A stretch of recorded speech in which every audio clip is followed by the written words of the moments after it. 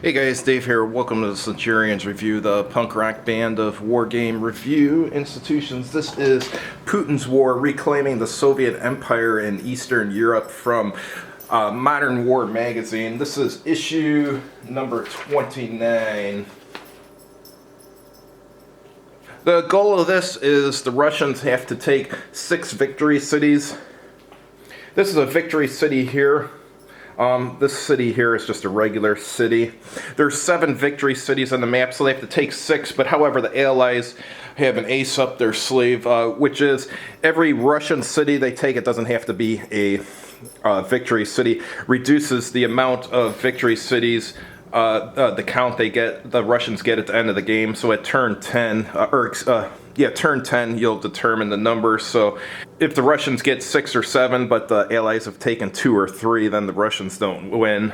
2 or 3 Russian cities, that is.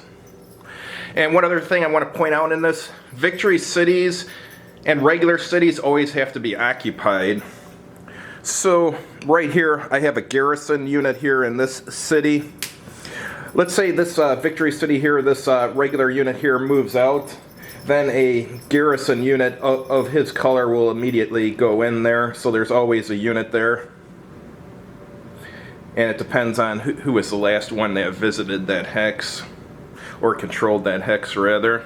Turn sequences, command point phase, then air superiority phase, then operations phase. In the command point phase, each side secretly rolls 2 dice and writes down what the number was. And if the number is less than 12, you can add special forces units to a cup, which could bring it up to 12, but no higher than 12. And then the next phase is air superiority, and that you roll 2 dice, and the person with the high roll subtracts the other player's dice roll, and that's the number of air support units he gets. Air support can be used to interdict. What that means is, so if the Allies interdict this unit here, that means that unit may not regroup. Regroup is getting a step back, and it also means that when there's combat with this involving this unit here, there's a shift on the odds table in favor of the Allies, and that lasts for the whole turn. And if this guy moves, the interdiction marker moves with him. Alright, and then during the operations phase, you spend your action points, which are the ones that you got during the command point phase. For 1 action point, you can move 1 and only 1 unit. For 1 point, you can attack with just 1 regular unit. It doesn't cost anything to defend. And if you're doing a multi-attack, like 3 units attacking 1 hex, then it costs between 2 to 6 attacks for each unit.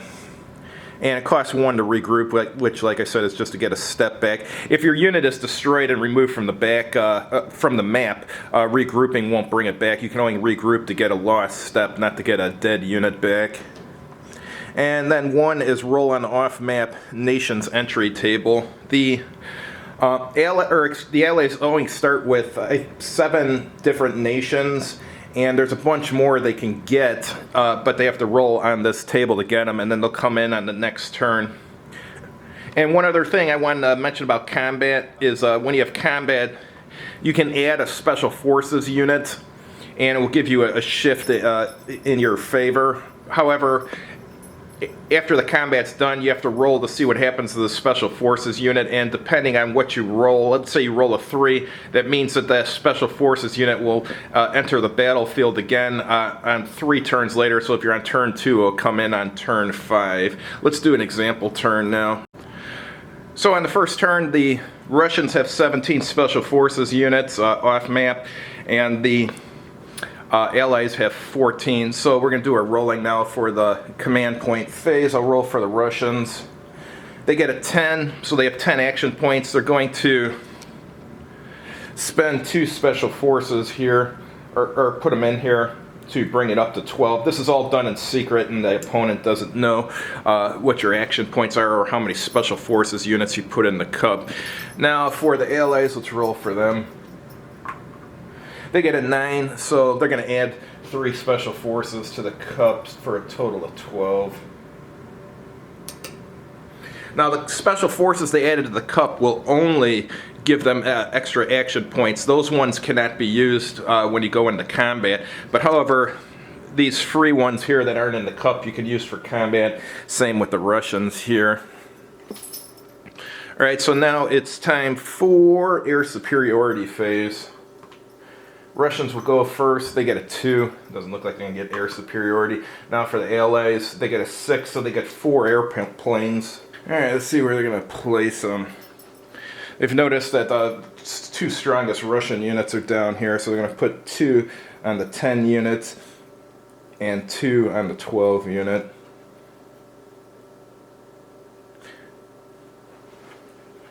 Alright, so now action point expenditure starts. On the first turn, the Russians are going to do some moving. They're going to move this unit here, and he has to roll to see how far he can move. You actually roll before you determine the unit that's going to move, so he can move up to 3 movement points. So he's just going to move into here. Alright, so that's 1 action point expended. Just mark it on the track. And now Allies are going to go. Allies are going to spend one action point to roll on the off map nation's entry table. So they roll 2 dice and they get a 9, so the Czech Republic will enter the battlefield next turn. So you put it on the turn track under 2 and then it'll come in up here. So we put it on the turn track right here. Now it's the Russians. They're going to do some movement. So they roll. They got 5 movement points to use on 1 unit, so that one's going to go to there. So now they're up to 2 action points expended. And as far as the Russians, they're going to roll on the off-map nation's entry table. So they get a 6. Sweden and Finland come in. Alright, so they'll come in next turn. I just put them right there. Oops, I'm missing 1 Finn. Oh, this Finn unit here. And the Finns have a special forces unit, so that immediately gets added to the counter mix here. Alright, so now the Russians are going to attack. It's or you know what? They're going to wait. They're going to do a move again. So they'll roll to try and move. A 2, that's not going to get him as far as they want to go. And these are Chernobyl radiation zones, so if he moved 2, he'd stop it. You're not allowed to stop in 1. So we'll just move this one here 1 space. Allies will just roll to bring more nations in. So they get a 9. That's Czech Republic. They already got the Czechs, so that didn't, they don't get anything. Now the Russians they're just going to do a multi-attack here. So that's 14 to 4, so that's a 3 to 1. And since this guy's on a victory point hex, that shifts it to a 2 to 1. And now each side spends special forces units. They do it in secret and reveal them at the same time. So the Russians reveal 8 of them.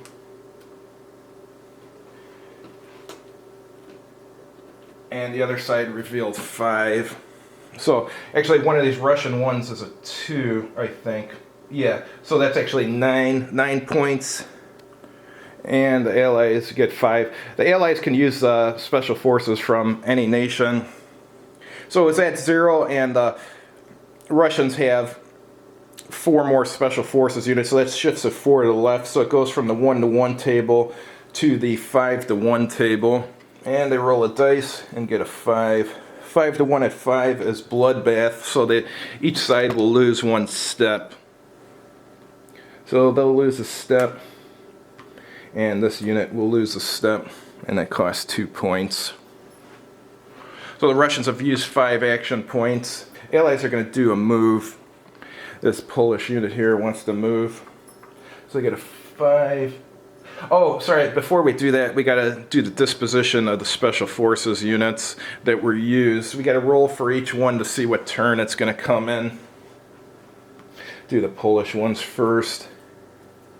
First one 5 turns later, second one 5 turns later, third one 3 turns later, next one 2 turns later, and then 2 turns later. And now the Russians.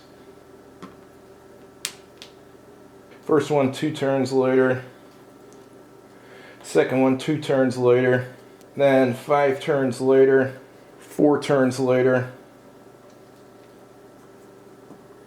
6 turns later, And that one's 6 turns later. And 6 turns later. And last one is 2 turns later. So the rolling can be a little bit tedious, but it is what it is. Alright, so now the Polish will roll the move. They only got 1, so he can only move 1. That used an action point. Now the Russians are going to attack again. Actually, the Polish should have regrouped that unit and got the step back, but that was my mistake. So they're going to attack there 11-2.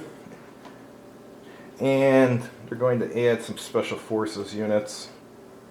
They had 7 of them. And the Polish had 6. So they were at a 5-1, which becomes a 3-1 because they're on a victory space, and then they get 1 extra because they have 1 more special forces unit than the enemy, so they're on a 4-1 table. And they get a 3. Bloodbath again, so he's lost. And this loses a step, and it gets to move in there.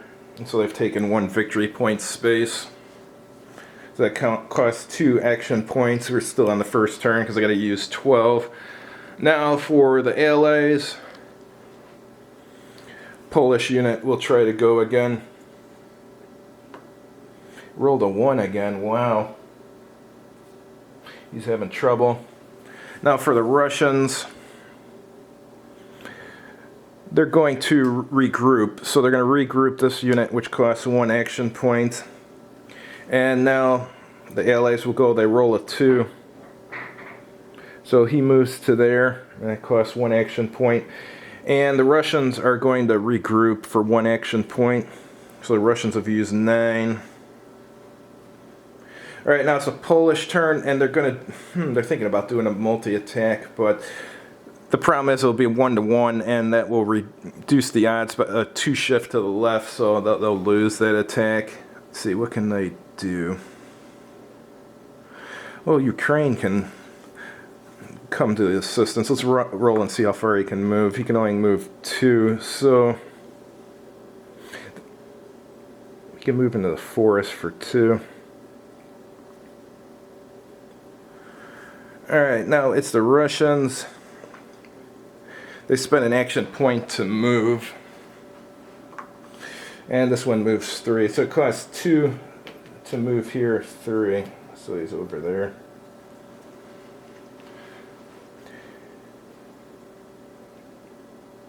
Now for the Allies. Allies are going to roll to bring a unit on the table. Or a nation into the war, rather. Czech Republic again, so they get nothing. Now for the Russians, they got 2 action points left. They're going to roll to move this guy. He only moves 1, but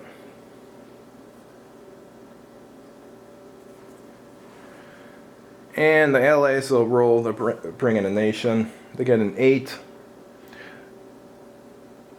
So Sweden and Finland, they're already there, so nothing happens.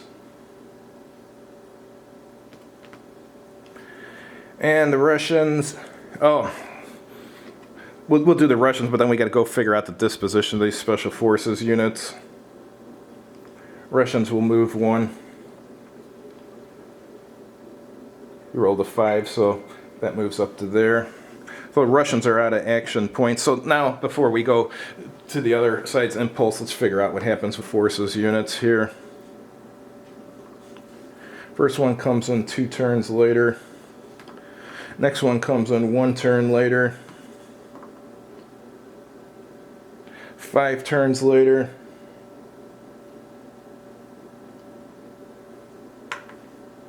6 turns later. 5 turns later.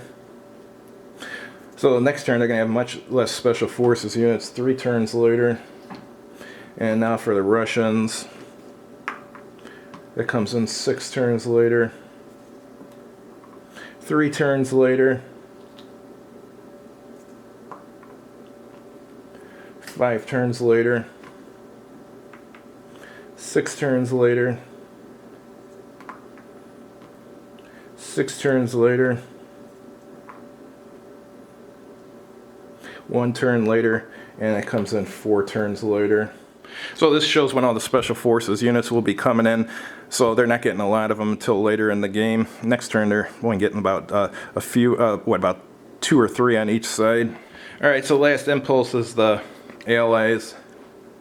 Just for the hell of it, they're going to attack there. So it's a 1-to-1 shift to 2 to the left. So actually, no, there's no point to that attack. So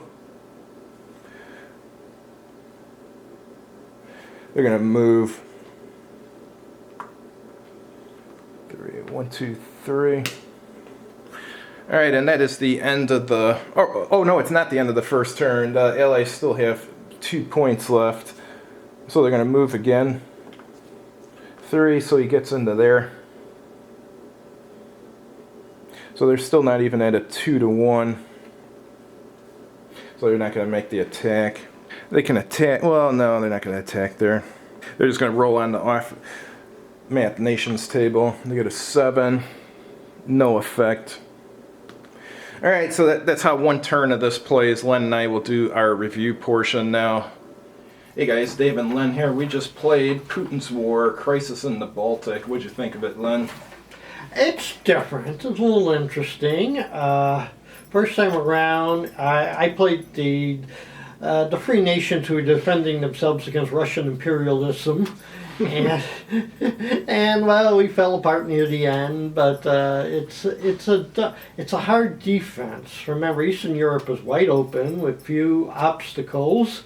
The hardest terrain to defend was the big cities. The Russians have to capture about 6 cities and 6 victory point cities. Victory point, and they are good defensive positions. But of course, by the time the Russians get there, usually the defending forces are worn down. So in a turn or two, a city falls. Yeah, I like the game too. It's totally unsuitable for solitaire play because basically you're rolling for action points, and so is your opponent, and you keep the action points hidden, and you also add Special Forces units to get new action points, so you never know how many action points the other guy has, so there's hidden information in it, so it's not suitable for solitaire. But it is a lot of fun to play 2-player. The rule book didn't have any real errors in it that I found, but everything wasn't in a logical order. It would like talk about combat, and then in combat you can add Special Forces units to give column shifts, and then it mentions that like on the last page, whereas the combat's in the middle of the book. So everything was like not in a logical order, but they were sound rules, so I didn't find any major errors with them or anything, which is unusual for a magazine game. Usually magazine games, a lot of times the rule books are a complete disaster, but all the information in this one was accurate. One thing is that Special Forces are, I don't know how to describe it. You could do 2 things with them. One of them, you can put them in the cup and get more action points, or you could leave them out and actually attack and defend with them. And so they use them kind of like artillery for the attacks. They just add like a column shift. Yeah. What I thought weird was about the Special Forces is there's too many of those units in this game. It's like, for example, the Polish, they had the Gram as a Special Forces unit, which actually is a Polish Special Forces unit, but they had all these other units too. So it looks like what he's calling Special Forces is probably elite units, I guess, because it looked like it was probably using airborne units or something. I don't know. Even though they're called Special Forces units, probably, most of them were not, I don't think. Probably airborne and probably special regiments like high morale. Yeah, exactly. So it's like, well, that's the thing is that when you use them, you roll the dice to see what turn they come back.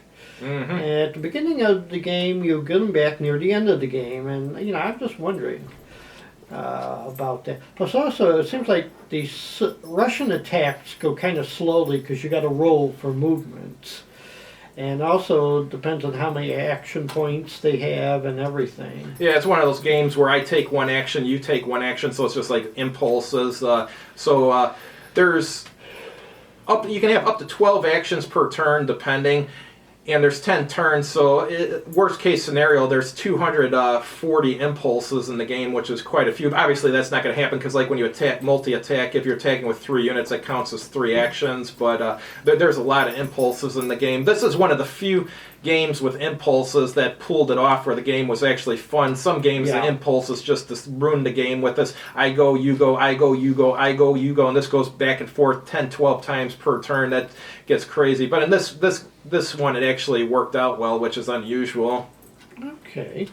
I think it was Tai Bamba. Yeah, I think this was from Tai Bamba, yeah. Lately, he's been putting games out where you move 1 unit at a time. Because I played his Wagram Napoleonic game, and that's French move first, and the Austrian French, which, and you attack 1 unit at a time, which gets very strange. Yeah. So, But overall, yeah, good game, especially for a magazine game. It's from Modern War, issue number 29, so if you see a copy for a reasonable price, pick it up. I think it's worth playing if you're going to play it 2-player. If you're going to play it solitaire, I wouldn't get it, but for 2-player, it's quite good for a magazine game. Yeah, because the one thing is there are a few turns in which you really threw me off because you had far many more action points than I did, and I wasn't ready for that. Yeah. And I think there's a couple turn or two in which I threw you off with having far more action points, not just 1 or 2. Yeah. But, Yeah.